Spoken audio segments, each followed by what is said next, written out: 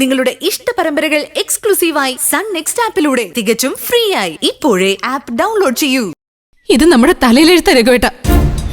സ്വന്തം അമ്മയുടെ സ്ഥാനത്ത് നിന്ന് ഞാൻ ഇവരെയൊക്കെ വളർത്തിയതിനും വലിയേട്ടന്റെ കരുതലോടെ രഘുവേട്ടൻ ഇവരെ സകല ആപത്തിൽ നിന്ന് കരകയറ്റിയതിനും നമുക്ക് ഇത് തന്നെ കിട്ടണം രഘുവേട്ട.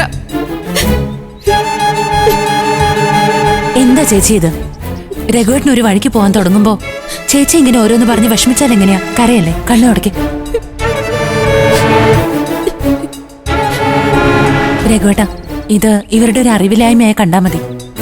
സാധാരണ രഘുവേട്ടൻ ഇതൊന്നും മൈൻഡ് ചെയ്യാത്താണല്ലോ. ഇപ്പൊ എന്താ പറ്റിയേ? ഇല്ലനോ, മനസ്സിലുള്ളത് പറഞ്ഞു കഴിഞ്ഞതോടെ ഞാനത് വിട്ടു. മഞ്ചാടി, നീ എന്നെ ഇപ്പം വരുന്നുണ്ടോ?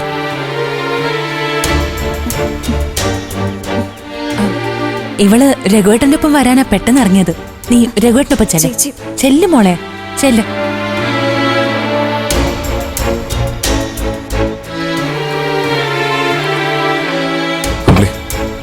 നീ ഇനി ഇതിന്റെ ബാക്കി തയ്ക്കി കൊടുക്കാൻ പോകണ്ട.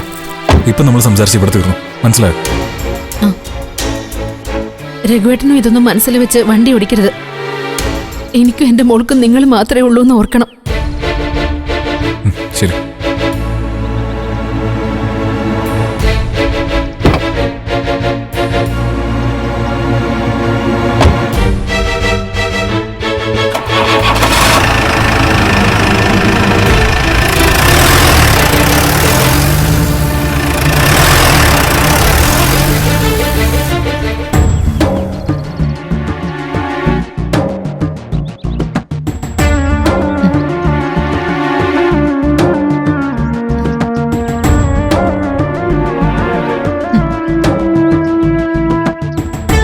ചേച്ചി, എന്തായിരുന്നു അവിടെ ഒരു ചർച്ച?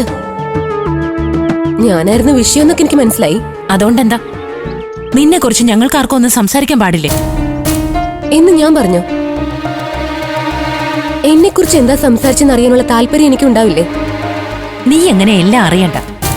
ചില അറിവുകൾ കൂടിപ്പോയതിന്റെ കുഴപ്പമൊക്കെ നിനക്കുണ്ട്. ദേ, ഒരു കാര്യം മാത്രം ഞാൻ പറയാം. നിന്റെ നന്മ മാത്രം ആഗ്രഹിക്കുന്ന അമ്പിളിച്ചേച്ചിയും രഘുവേട്ടനെ നീ വേദനിപ്പിച്ച അതോർത്ത് നീ ഒരുപാട് ദുഃഖിക്കേണ്ടി വരും.